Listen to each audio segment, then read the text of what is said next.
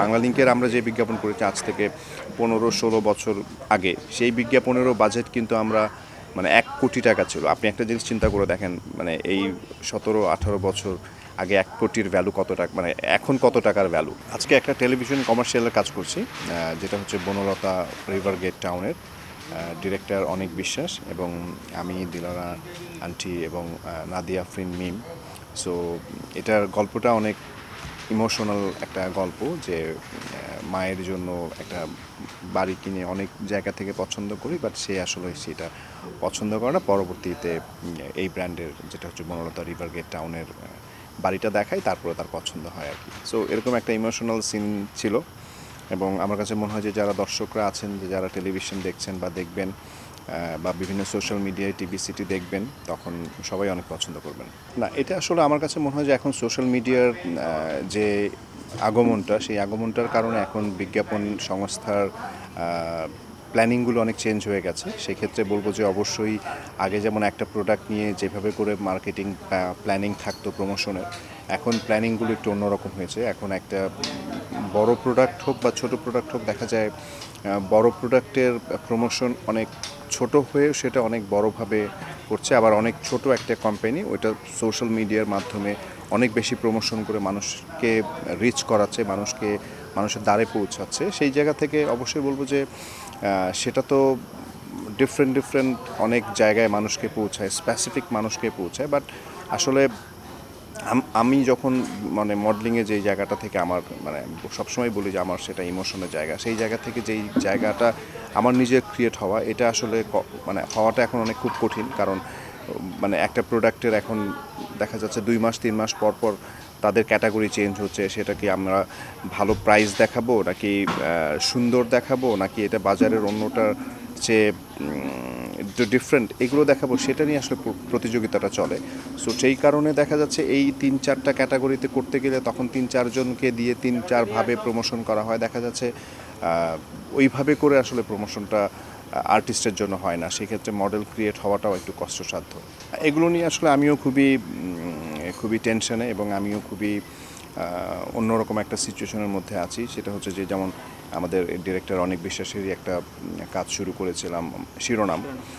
সেই শিরোনামের কাজটা আমরা একদম ঈদে রিলিজের প্ল্যানিং, বাট হুট করে আমরা ডিসিশন নেই যে ঈদে রিলিজ করব না। সেইখান থেকে যে একটু গ্যাপ পড়ে যাওয়া, সেই গ্যাপ পড়ে যাওয়াতে দেখা যাচ্ছে অনেক দিন কিন্তু আমরা মানে পিছিয়ে গেছি।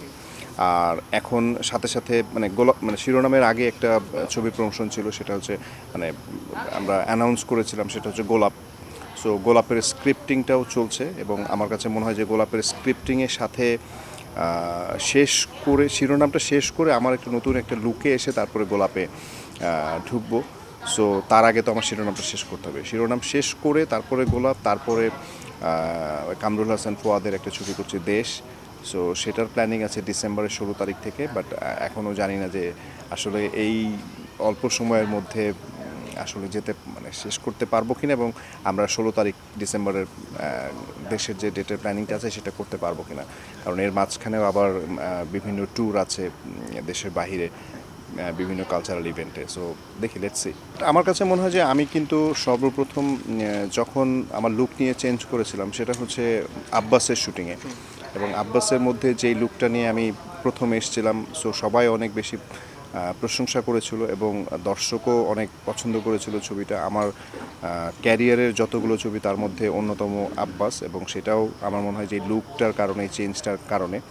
এবং তার পরবর্তীতে অমানুষের কথা না বললেই নয়, সেখানে একটা অনন্য মামুন পরিচালিত একটা ডাকাতের ক্যারেক্টার। সো তার পরবর্তীতে এসে আমার কাছে মনে হয় যে সাইফ চন্দনের আরেকটা ছবি করেছি কয়লা, সেই ছবিটার লুক এখনও মানুষ দেখেনি, সেটাও দেখবে।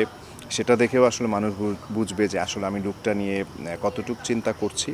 এবং তার পরবর্তীতে অনন্য মামুন পরিচালিত আরেকটা বাংলাদেশ ভারত যৌথ প্রযোজনার ছবি করেছিলাম আমি আর ঋতুপর্ণা, ছবিটার নাম স্পর্শ। সেই ছবিটাও খুব রিসেন্টলি শেষ হয়ে যাবে, অল্প জাস্ট 2-1 দিনের প্যাচওয়ার্ক বাকি। সো সেটা শেষ করে সেটারও একটা লুক আসবে নতুন, আর বাকিগুলো রানিং তো আছেই। আমার কাছে মনে হয় যে প্রত্যেকটা আর্টিস্টের সাথে কাজের অভিজ্ঞতাটা ডিফারেন্ট।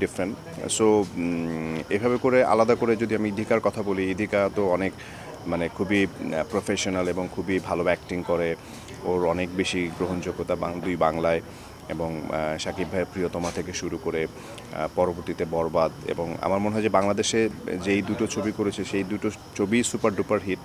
সো সেই কারণে অনেক বেশি পছন্দ করেছে। আর আমি আর ইথিকা যে বিজ্ঞাপনটা করেছিলাম পামির কোলার, একটা আফগানিস্তানের ড্রিঙ্ক, সো সেই বিজ্ঞাপনটাও আমরা আসলে অনেক সুন্দর করে অনেক প্ল্যানিং করে করেছি, সেটা একদম দুবাইতে, এবং সেটার ডিরেকশনও দিয়েছিল অনন্য মামুন।